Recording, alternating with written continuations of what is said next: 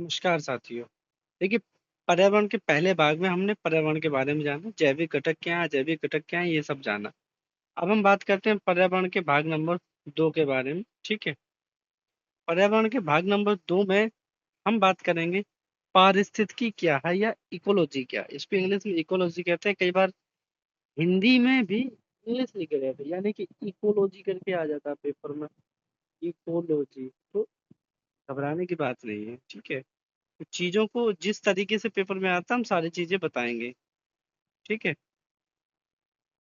बात करते हैं इकोलॉजी के बारे में। तो पारिस्थितिकी जो शब्द है, ठीक है, जो ये जो पारिस्थितिकी शब्द है, इस शब्द का सबसे पहले प्रयोग अर्नेस्ट हैकल ने, कई बार पेपर में आता है अर्नेस्ट हाकल करके भी आता है। ठीक है। इंग्लिश में भी लिखा रह सकता है, हिंदी में भी लिखा रह सकता है। इसका नाम है अर्नेस्ट हैकल द्वारा किया गया, जिसमें जीवों के आपसी संबंधों तथा भौतिक पर्यावरण के साथ संबंधों का अध्ययन किया जाता है। यानी कि कोई जीव है, मान लेते हैं इधर एक हिरन है। ठीक है। जो हिरन है, इस हिरन का पेड़ पौधों से क्या संबंध है। ठीक है। और भौतिक वातावरण मतलब हवा, पानी, जलवायु, इन सब से क्या संबंध है। इन्हीं संबंधों का जो अध्ययन किया जाता है वो इकोलॉजी के अंदर किया जाता है। इतनी बात आपको समझ में आ गई होगी। ठीक है। यानी कि इकोलॉजी का मतलब है इन सब चीजों का अध्ययन करें। इन सब चीजों का, जीवों का आपसी संबंध। ठीक है। यानी कि हिरन का हिरन के प्रति, यानी कि जीवों से जीवन संबंध, तथा भौतिक पर्यावरण के साथ जो संबंध है वही इकोलॉजी है। ठीक है। आगे बढ़ते, अभी हमने बात की पारिस्थितिकी क्या है, इकोलॉजी। ठीक है। देखिए, कंफ्यूजन होगा तो उसकी चीज के बारे में आपको पहले बता देता हूँ। तो अभी हमने बात की इकोलॉजी की, ये पारिस्थितिकी है। अब हम पारिस्थितिकी तंत्र के बारे में चर्चा करेंगे। ठीक है। पारिस्थितिकी और पारिस्थितिकी तंत्र में अंतर है। ठीक है। अब हम बात करेंगे पारिस्थितिकी तंत्र के बारे में। तो पारिस्थितिकी तंत्र क्या है, ठीक है, इस चीज के बारे में हम बात करेंगे अब। तो सर्वप्रथम 1935 में एजी टॉन्सले, ये दूसरे हैं। ठीक है। वो अर्नेस्ट हकल थे, उन्होंने इकोलॉजी के बारे में बताया। ये एजी टॉन्सले, इन्होंने पारिस्थितिकी तंत्र की संकल्पना दी। ठीक है। पारिस्थितिकी तंत्र एक प्राकृतिक इकाई है जिसमें एक क्षेत्र के सभी जीवधारी अर्थात पेड़ पौधे, जानवर व सूक्ष्म जीव मिलकर, ठीक है,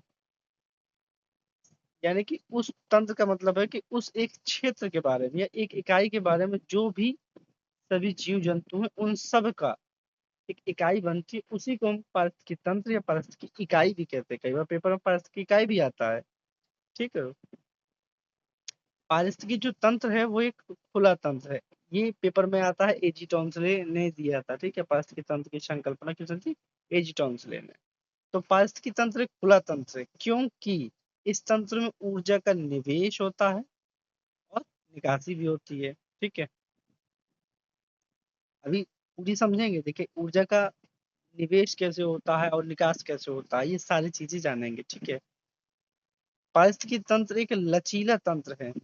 पारिस्थितिकी तंत्र एक लचीला तंत्र है क्योंकि इसका कोई निश्चित आकार नहीं होता। ठीक है। जितनी भी बातें मैं बता रहा हूँ सारी चीजें डिस्क्राइब करता हूँ। देखो, पहले डिस्क्राइब कर देता हूँ ये इसमें ऊर्जा का निवेश और निकास होने का मतलब क्या है। ठीक है। जैसे मान लीजिए ये पौधा है, इसको हिरन ने खाया है। ठीक है। किसने खाया है, हिरन ने खाया। ये हिरन है, हिरन ने इसको खाया। तो जो पौधा है, जो ये पौधा है, तो ये सूर्य से प्रकाश लेगा ना। तो सूर्य से प्रकाश लिया तो इसमें निवेश हुआ, और अंत में जब अपघटक तक ये पूरी प्रक्रिया जाती है तो वहां भी ऊर्जा का उत्सर्जन होता है। यानी कि ऊर्जा का निवेश होता है और निकास होता है। तो ये खुला तंत्र है। लचीला तंत्र का मतलब ये है कि इसमें जैसे घास को हिरन खाते हैं। ठीक है। बकरी खाती है, गाय खाती है, भेड़ खाती है। अब इन सबको शेर भी खा सकता है। ठीक है। चीता भी खा सकता है। तो ये लचीलापन है। ठीक है। कोई डिपेंडेंट नहीं है कि सिर्फ शेर सिर्फ और सिर्फ बकरी को खाएगा या हिरन को खाएगा। ये डिपेंडेंसी अगर होती तो ये लचीला नहीं होता। डिपेंडेंसी नहीं है, इसीलिए ये लचीला तंत्र है। विश्व का, ये पेपर में आता है, विश्व का विशालतम पारिस्थितिकी तंत्र, ठीक है, पृथ्वी के क्षेत्र में सर्वाधिक में फैला हुआ है, उसे समुद्र कहते हैं, या हम उसे महासागर कह सकते हैं। सबसे बड़ा कोई पारिस्थितिकी तंत्र है तो वो समुद्र है। अब पारिस्थितिकी तंत्र के घटक, फिर इसके भाग, अभी सब कुछ पढ़ेंगे। तो जो पर्यावरण के घटक हैं वही पारिस्थितिकी तंत्र के घटक हैं, सिंपल सी है। यानी कि पर्यावरण जो के जो घटक हैं वही पारिस्थितिकी, पिछली वीडियो में मैंने आपको बताया है कि जैविक घटक क्या, जैविक घटक क्या, तो वही जो घटक हैं वही पारिस्थितिकी तंत्र के भी घटक हैं, ठीक है। यानी कि जैविक घटक में उत्पादक है, उपभोक्ता है, अपघटक है, ठीक है। अभी खाद्य श्रृंखला, खाद्य जाल का वीडियो भी बनाऊंगा, ठीक है। अजैविक घटक में ये सब आते हैं, ठीक है। यानी कि अजैविक घटक में जो जलवायु है, प्रकाश है, तापमान है, ये सब चीजें आते हैं। अब बात करते हैं पारिस्थितिकी तंत्र के वर्गीकरण के बारे में, ठीक है। तो पारिस्थितिकी तंत्र दो प्रकार के होते हैं, ठीक है। पहला जो पारिस्थितिकी तंत्र है वो प्राकृतिक पारिस्थितिकी तंत्र है, और दूसरा है वो है कृत्रिम पारिस्थितिकी तंत्र। जो प्राकृतिक पारिस्थितिकी तंत्र है वो, उसमें नंबर वन है, जो प्राकृतिक पारिस्थितिकी तंत्र उसमें आता है स्थली, यानी कि स्थल में जितने पारिस्थितिकी तंत्र पाए जाएंगे वो सब स्थली में आएंगे। जैसे वन है, घास का मैदान है, मरुस्थल है। वन, घास का मैदान, मरुस्थल, ठीक है। अब जल के, ये तो स्थल के हो गए, अब जली की बात करते हैं। पहला है स्थलीय है, ठीक है, पहला स्थलीय है, दूसरा जलीय है। जलीय में लव लवणीय जलीय, यानी कि साल्टी वाटर, और ये फ्रेश वाटर, कई बार आता है फ्रेश वाटर और सॉल्टी वाटर करके आता है, ठीक है। तो तालाब का अलवणीय जलीय यानी कि फ्रेश वाटर होता है, झील है, झरना है, तो इन सब के जो पारिस्थितिकी तंत्र है वो प्राकृतिक पारिस्थितिकी तंत्र है, लेकिन फ्रेश वाटर वाले हैं।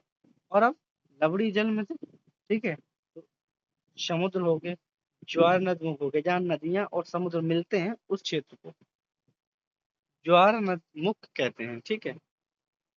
अब बात करते हैं कृत्रिम पारिस्थितिकी तंत्र, जो कि मानव जैसे क्या करता है, खेती।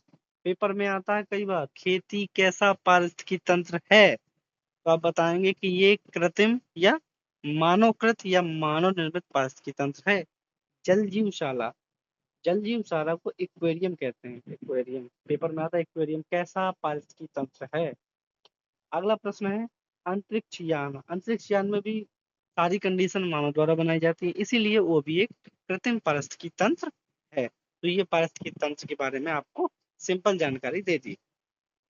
अब इसका अगला वीडियो, क्योंकि वीडियो लगभग 8 से 10 मिनट का ही होना चाहिए, ठीक है। खेत है, ये सब चीजें कृत्रिम पारिस्थितिकी तंत्र के अंतर्गत आते हैं। अब अगला जो टॉपिक आएगा वो ऊर्जा प्रवाह का आएगा, ठीक है। तो अगले वीडियो में मिलेंगे, तब तक के लिए धन्यवाद।